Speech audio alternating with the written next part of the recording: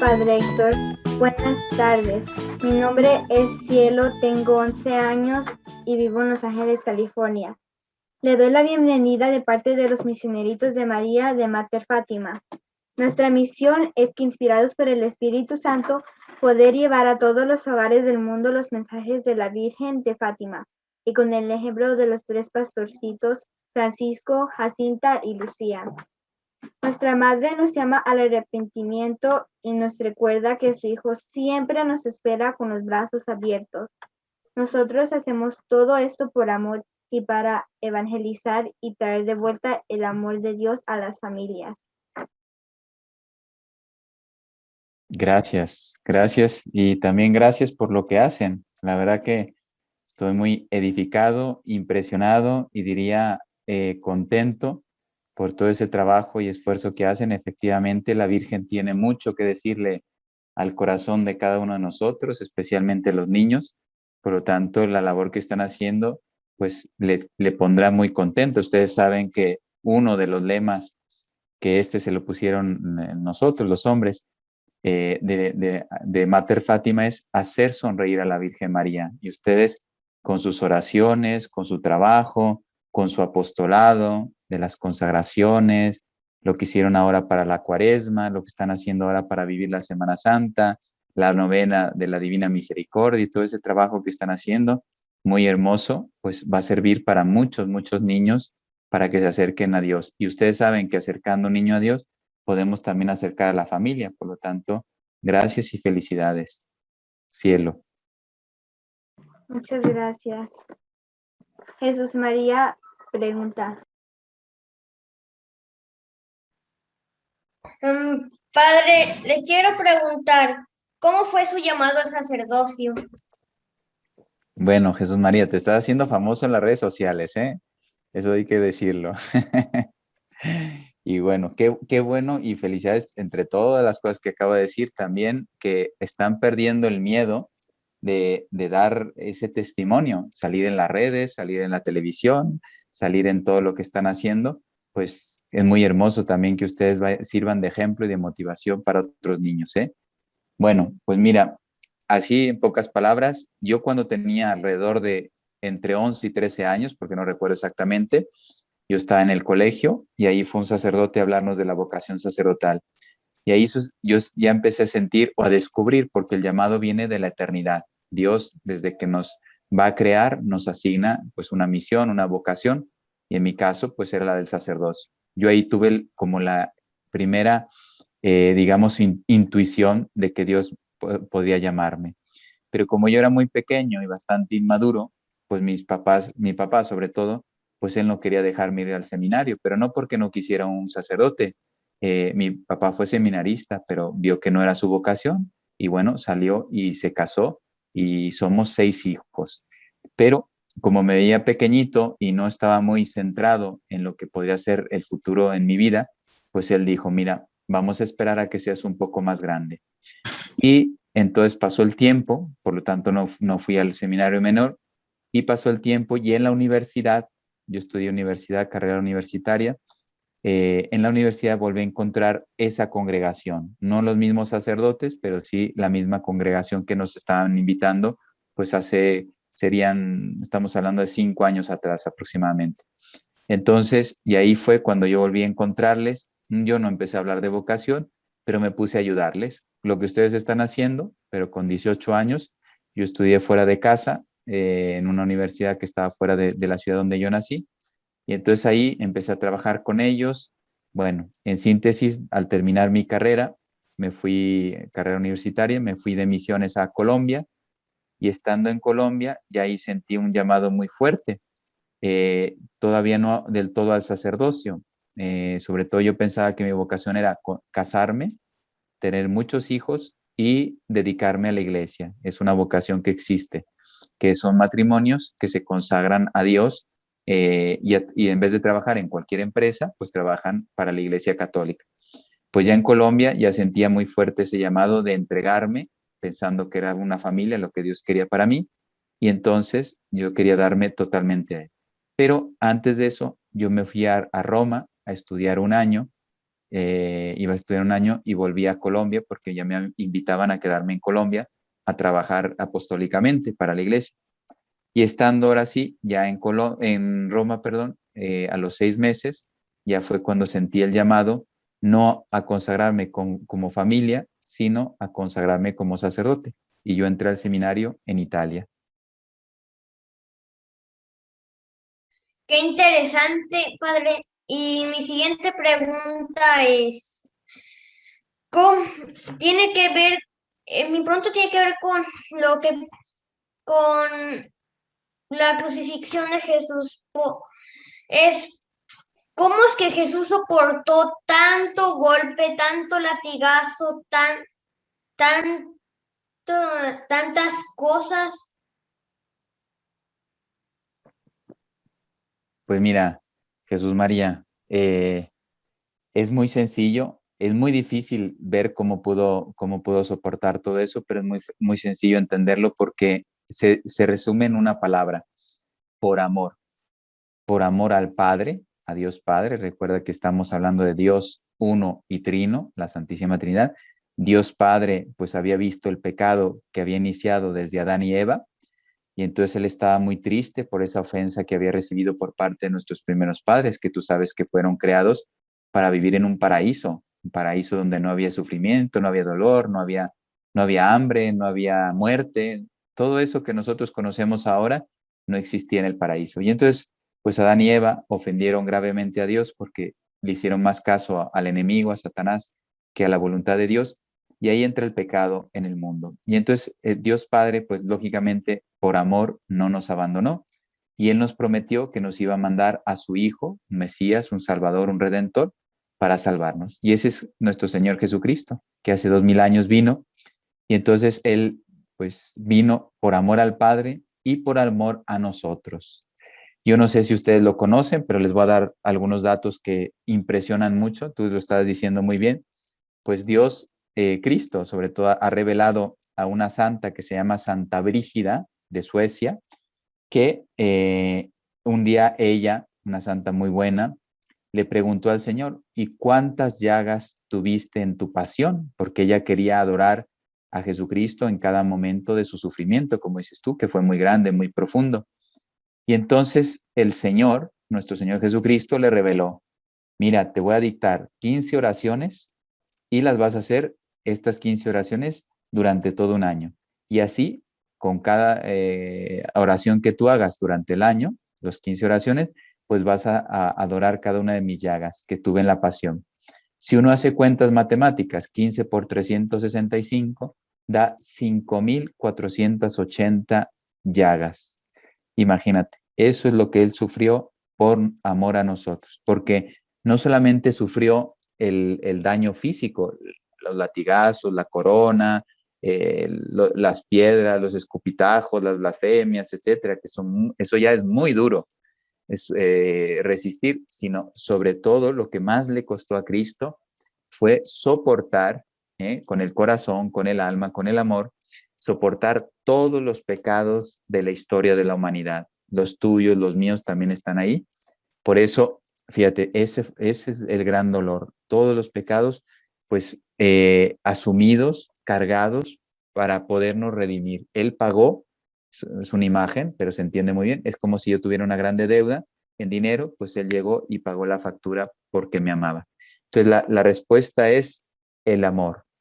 También otro dato, que esto lo dicen los médicos, que nos hace también pensar, Él fue tan castigado ya en la flagelación y a lo largo de toda su pasión, que fue su camino al Calvario, etcétera, que fue crucificado, que fue clavado en la cruz, etcétera, pues decían los médicos que es imposible que una persona normal haya podido soportar eso. Jesucristo perdió en torno a 2,5 litros de sangre. Nosotros tenemos 5 litros de sangre en todo el cuerpo, pues los adultos. Entonces, perder 2,5 litros hubiera provocado sobre todo dos cosas. Uno, que no pudiera caminar. Ya una persona así no podría caminar, menos cargar una cruz caminando. Y segundo, su mente, por la falta de llegar la sangre al cerebro, pues sería una persona que no podría hablar.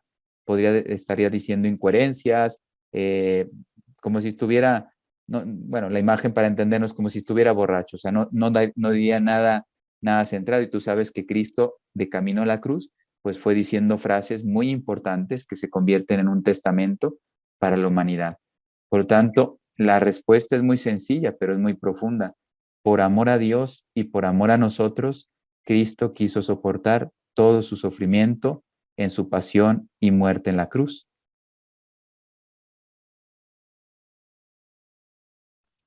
Qué interesante, padre.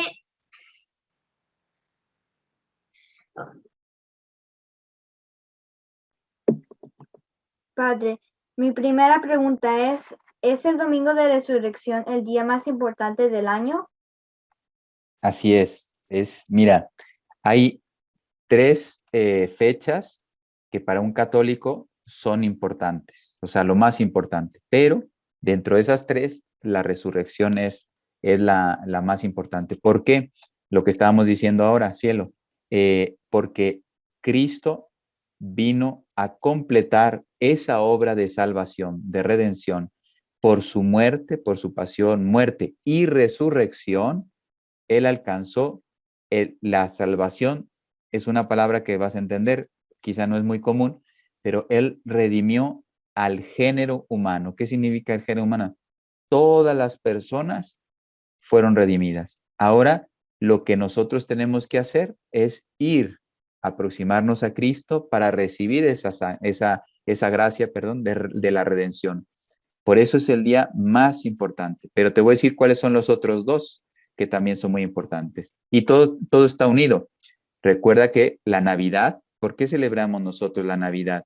Porque es cuando el Verbo, en la segunda persona de la Santísima Trinidad, toma carne en la Santísima Virgen. Ahora, ustedes que son grandes promotores de la Santísima Virgen en el mundo, ahora entienden por qué es tan importante su labor, lo que están haciendo ustedes, porque Dios Padre, quiso enviar a su Hijo naciendo a través de una criatura que es la más santa, la más pura, la más bella, la más virtuosa, la más dócil a la voluntad de Dios, que es la Santísima Virgen.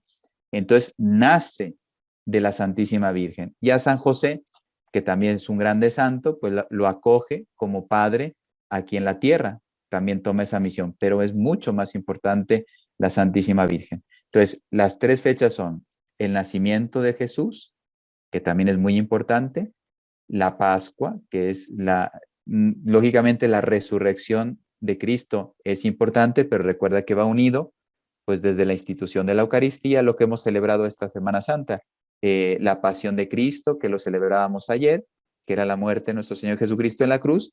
Ahora está la tristeza de que Cristo está sepultado, pero a pesar de que lloramos de que Cristo murió, tenemos la esperanza de que va a resucitar porque Él lo avisó. Y precisamente hoy en la noche o mañana, domingo de resurrección, pues lógicamente vamos a desbordar de alegría porque ya Cristo ha vencido la muerte, el pecado, etc. Y la tercera fecha importantísima para la Iglesia Católica, lo digo porque a veces no se considera tan importante, se le llama Pentecostés, que es cuando ya Cristo asciende al cielo, después de 50 días de estar con sus discípulos, etcétera, de estarles instruyendo, ya resucitado, llega un momento en que ya Él tiene que ir a la diestra de su Padre, a la derecha del Padre, tiene que ir al cielo, desde ahí va a gobernar el mundo, así lo quiere Dios Padre, pero nos prometió que iba a venir el Espíritu Santo a acompañarnos. Pues el día de Pentecostés, el día del Espíritu Santo, también es una fecha muy, muy importante para los católicos. Wow, padre, muchas gracias. Entiendo más. Ahora, con esta pregunta me confundo mucho. Los misioneritos quisiéramos saber por qué Jesús resucitó al tercer día, pero ¿cómo es esto? Si muere el viernes y resucita el domingo, solo pasan 2 días. ¿Nos podría explicar? Sí, pues mira, es que así es. Cuando uno escucha tercer día, lo que está esperando contar son 3 días y no. Si te das cuenta, el viernes que muere se considera el primer día. Y luego después viene el sábado, que recuerda que el sábado para los judíos era el día más importante, a partir de la resurrección de Cristo, el día más importante de la semana, ya no es el sábado, es el domingo, precisamente por la resurrección. Entonces, el sábado se considera el segundo día, y recuerda que antes, antiguamente, el día cambiaba a partir de las 6 de la tarde, ya se consideraba otro día. Por eso, Cristo resucita el sábado por la noche, sábado digo la nomenclatura que usamos nosotros, pero para los judíos ya era el día, como dice la escritura, el primer día de la semana, ya no era el sábado de judío, sino el día siguiente. Entonces, sí se cumple, que lo que pasa es que las cuentas que hacemos nosotros no son las mismas, pero él muere un viernes, entonces ya cambia a las 6 de la tarde el sábado, por eso era importante para los judíos. Ustedes recuerdan que rápidamente querían matarlos para que, o sea, que murieran en la cruz para poderlos sepultar, para que no se quedaran el sábado ahí el sábado. ¿Por qué? Porque el sábado nadie podía hacer nada, entonces estarían ahí todo un día colgados en el madero y ellos querían rápidamente quitarse, pues para ellos era un problema, querían quitarse el problema rápidamente. Entonces, si te das cuenta, sí se cumple. El viernes primer día, el sábado segundo día, aunque resucita el sábado para nosotros de noche, pero para ellos ya era el tercer día. Y entonces sí se cumple lo que dice la escritura, que murió, fue sepultado y al tercer día resucita. Oh, gracias, gracias, Padre. Tus respuestas me hicieron comprender esto mucho más. Sigue, Joana. Hola, Padre, muchas gracias por venir a esta entrevista. Mi pregunta es, ¿por qué en el credo dice que Jesús descendió al infierno después de morir? Bueno, sí, es que precisamente es una palabra que hoy, qué bueno, muy interesante las preguntas, porque es una palabra que hoy confunde, porque nosotros lo que entendemos por infierno es la condenación eterna, y así es. Entonces, los que van al infierno ya no salen. Entonces uno dice, ¿ya qué descendió Cristo al infierno? No, no es lo mismo. Lo que está diciendo la Escritura es que descendió al mundo de las tinieblas, donde estaban esperando la resurrección de Cristo todos los que habían sido fieles a Cristo. O sea, estamos hablando de Abraham, de Isaac, de Jacob, del rey David, del rey Salomón, de los profetas como Elías, Oseas, Ezequiel, Eliseo, todos estos hombres que fueron santos antes de la venida de Cristo, que se comportaron de acuerdo a la voluntad de Dios, ellos iban a entrar al cielo, pero no podían porque hasta que no viniera Cristo estaba cerrado, y entonces estaban en un lugar no de sufrimiento, pero llamémoslo así porque es difícil entenderlo, pero se le llama así un lugar de espera.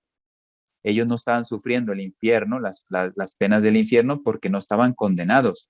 Ellos fueron fieles, pero sin embargo no estaban gozando del cielo porque Cristo no había venido a abrir las puertas del cielo. Uno de los regalos que Cristo nos ha hecho con la resurrección es abrirnos las puertas del cielo. Quedaron cerradas por el pecado de nuestros primeros padres y tuvo que venir Cristo a pagar esa deuda delante del Padre. ¿Para qué? Para que el Padre pudiera decir, ahora, por esta, digamos, este intercambio tan grande, tan importante que Cristo hace, Él asumiendo nuestro pecado, pues Dios Padre acepta esa oblación, esa entrega, y dice, a partir de ahora estoy reconciliado con el hombre por Cristo, mi Hijo. Entonces, muy importante, nosotros hemos sido perdonados porque Cristo murió por nosotros. Entonces, Él desciende a ese lugar, por eso el decir palabra infierno, ya veo que mucha gente se confunde, pero desciende a ese lugar. ¿Y qué fue? Fue a recoger a todos esos santos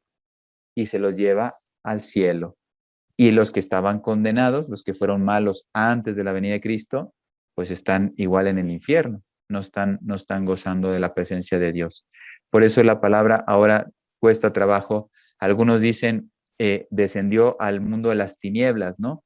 Ya quizá eso se entiende un poco mejor porque, ok, no es el infierno de castigo como tal, sino un lugar de espera que habrá sido también un sufrimiento, porque ellos fueron fieles, desearían ya gozar de Dios por haber sido fieles. Imagínate un profeta Isaías, un profeta Eliseo, Elías, que fueron muy fieles a Dios, bueno, fielesísimos a Dios, pero no podían entrar al cielo porque necesitaban esa redención que Cristo iba a traer. Muchas gracias. De nada.